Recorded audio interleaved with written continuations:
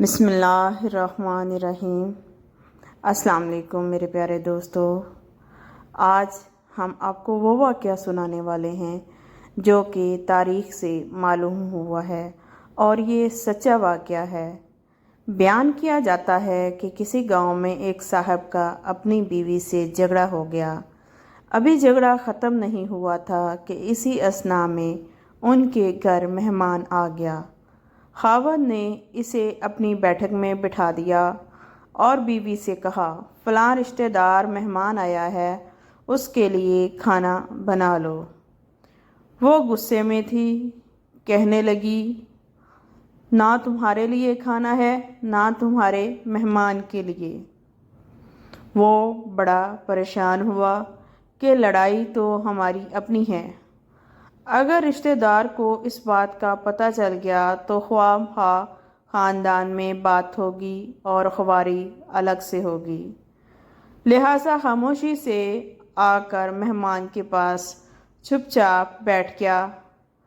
اتنے میں اسے خیال آیا کہ چلو بیوی اگر روٹی نہیں پکاتی تو سامنے والے ہمارے ہمسائے بہت ہی اچھے لوگ ہیں، میں انہیں ایک مہمان کا کھانا پکانے کے لیے کہہ دیتا ہوں۔ چنانچہ وہ ان کے پاس گیا اور کہنے لگا کہ بیوی کی طبیعت آج کچھ خراب ہے، لہذا آپ ہمارے مہمان کے لیے کھانے کا انتظام کر دیں۔ انہوں نے کہا، ٹھیک ہے۔ وہ مطمئن ہو کر مہمان کے پاس آ کر بیٹھ گیا۔ مہمان کو کم از کم کھانا تو مل جائے گا، جس سے میری عزت بھی بچ جائے گی۔ تھوڑی دیر کے بعد مہمان نے کہا، ذرا ٹھنڈا پانی تو لا دیجیے۔ وہ اٹھا کہ گھڑے کا ٹھنڈا پانی لاتا ہوں۔ اندر گیا تو کیا دیکھا، بیوی زاروں قطار رو رہی ہے۔ وہ بڑا حیران ہوا اور کہنے لگا، کیا بات ہے؟ اس نے پہلے سے بھی زیادہ رونا شروع کر دیا اور کہنے لگی، بس مجھے معاف کر دیں۔ اس کے خاوند نے کہا، بتاؤ تو صحیح، آخر تمہارے رونے کی وجہ کیا ہے؟ تم ایسے کیوں زاروں قطار رو رہی ہو؟ بیوی نے کہا، پہلے مجھے معاف کر دیں، پھر میں آپ کو اپنی بات سناؤں گی۔ خیر، اس نے کہا، جو لڑائی جھگڑا ہوا ہے میں نے دل سے نکال دیا اور تمہیں معاف کر دیا۔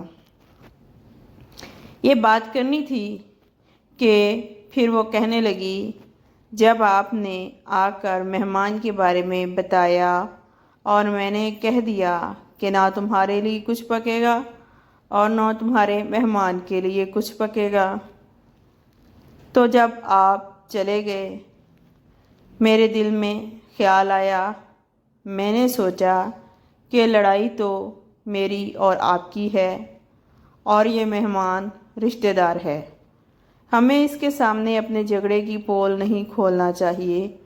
چنانچہ میں اٹھی کہ کھانا بناتی ہوں۔ جب میں باورچی خانے میں گئی تو میں نے دیکھا کہ جس بوری میں ہمارا آٹا پوڑا ہوتا ہے،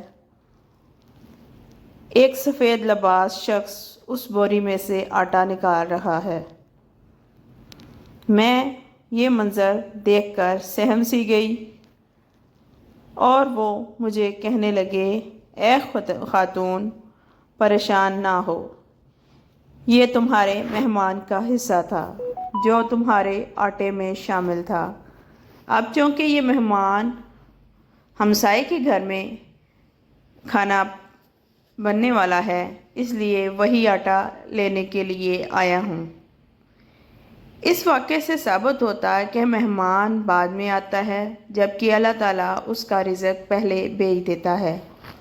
یہ واقعہ کتاب خطبات فقیر سے ماخوذ کیا گیا ہے۔ اس واقعے سے ہمیں سبق ملتا ہے کہ ہمیں مہمانوں کے آنے پر دل چھوٹا نہیں کرنا چاہیے اور خوش دلی سے مہمان کو ویلکم کرنا چاہیے۔ اگر آپ کو میری بات سمجھ آئی ہے تو میرے چینل کو سبسکرائب کریں اور لائک کریں، ایک چھوٹا سا کومنٹ اور میرے لیے دعا ضرور کریں۔